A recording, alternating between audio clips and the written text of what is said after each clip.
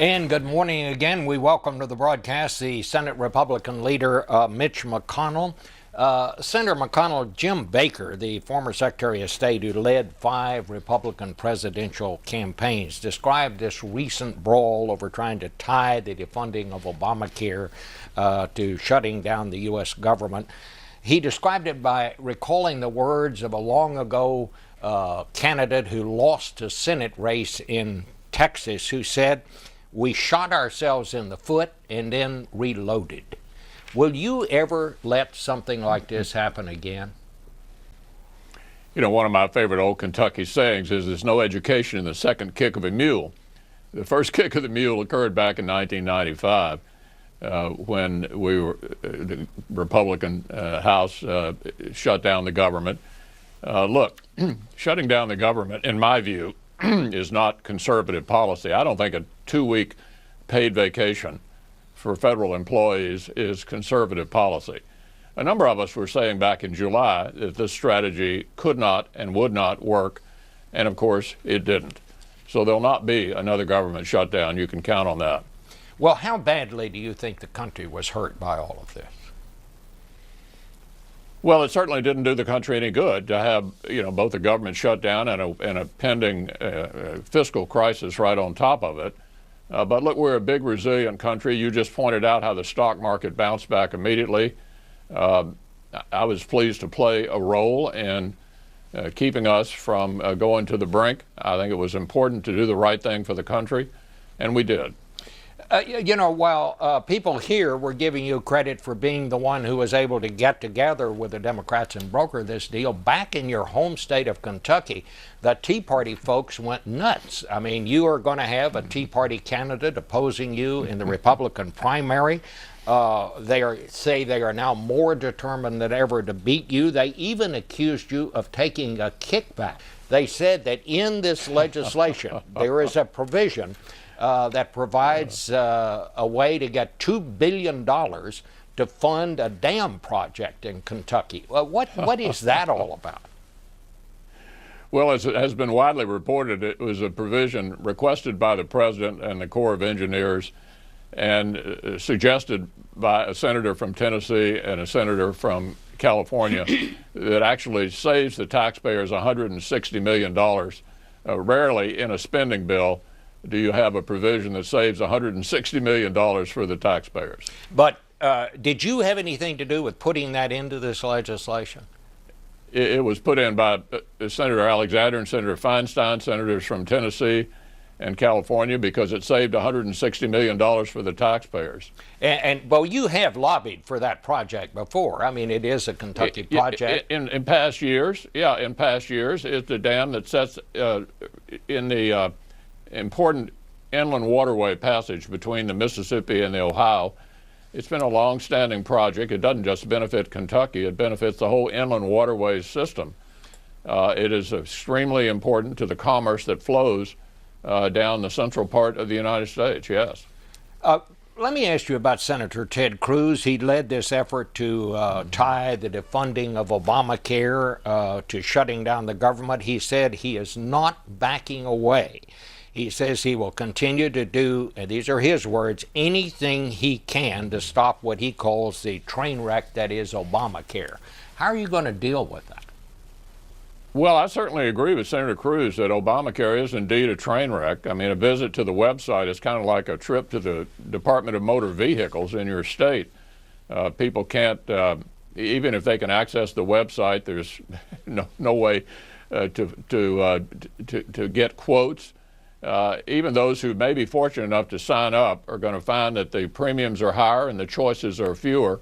One thing that all Republicans agreed on back in 2009 is that we thought Obamacare was a terrible mistake for the country. We still think that, and we're going to do everything we can in the future to try to repeal it. But that requires a Republican Senate and a different president. We have a math problem in the Senate in getting rid of Obamacare. It's the following math problem: 55 Democrats and 45 Republicans. We only control a portion of the government, and so that limits our ability to get rid of this horrible law. But let me get back to what do you do about Senator Cruz? How do you deal with him? Trent Lott, your predecessor, the very conservative Republican from Mississippi, was asked by the Washington Post, and he said, you got to roll them. He said, we've got to have more pushback against these people who come to Washington and suddenly announce they have all the answers.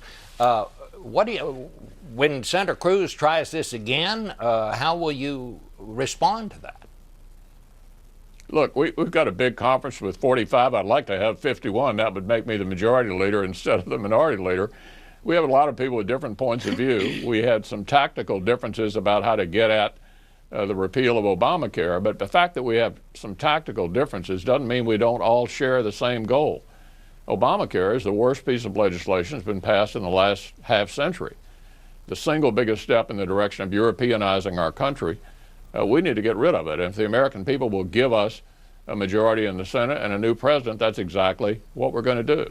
I have to tell you that the White House, as late as last night, was telling me that one of the reasons for all these problems with this website is that it has been overwhelmed with people that want this insurance, and they're saying that they are enrolling people into this program, and that, like all new programs, the glitches will have to be worked out.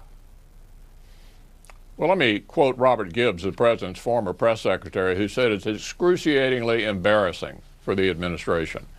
In Oregon, no one has signed up. In Alaska, 7.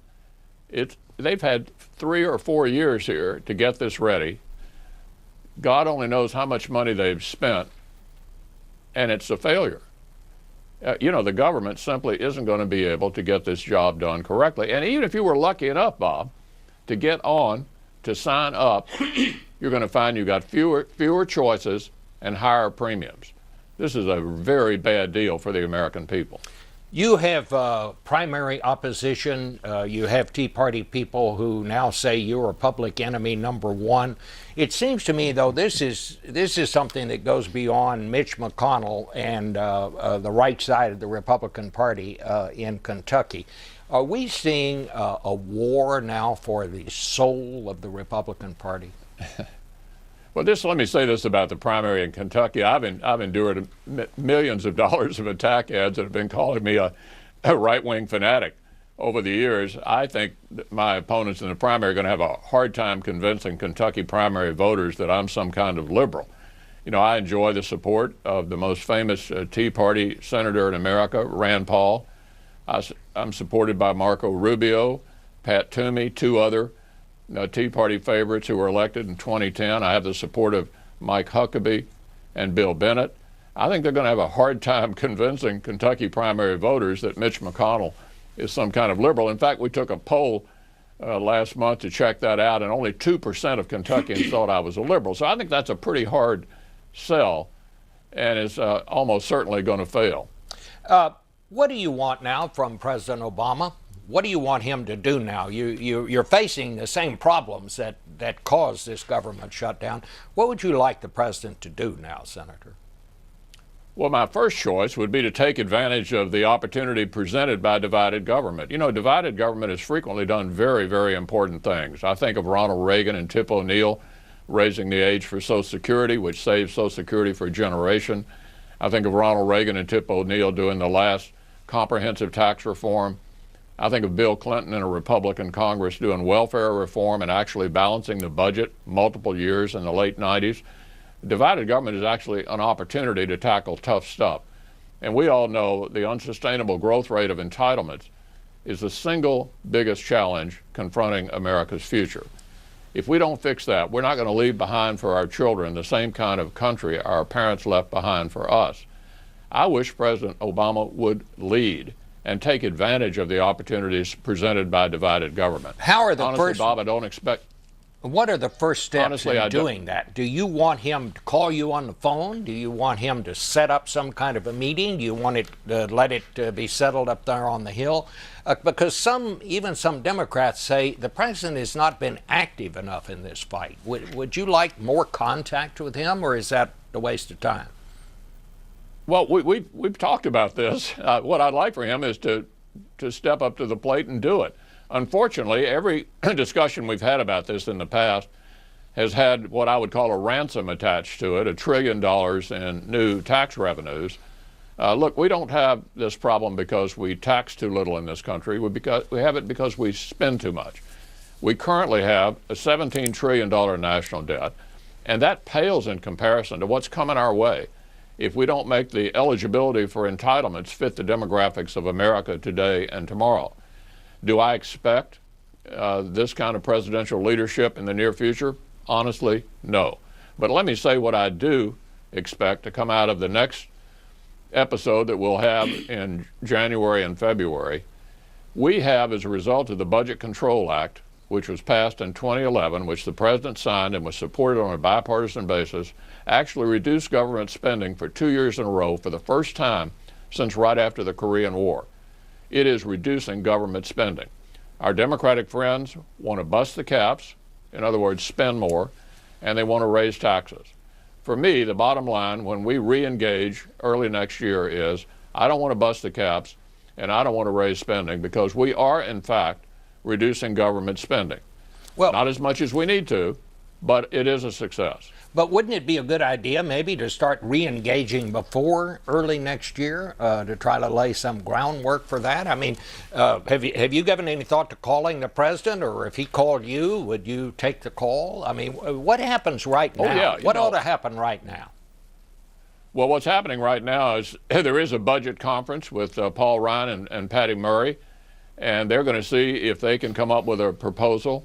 Look, we interact with the White House whenever they would like to.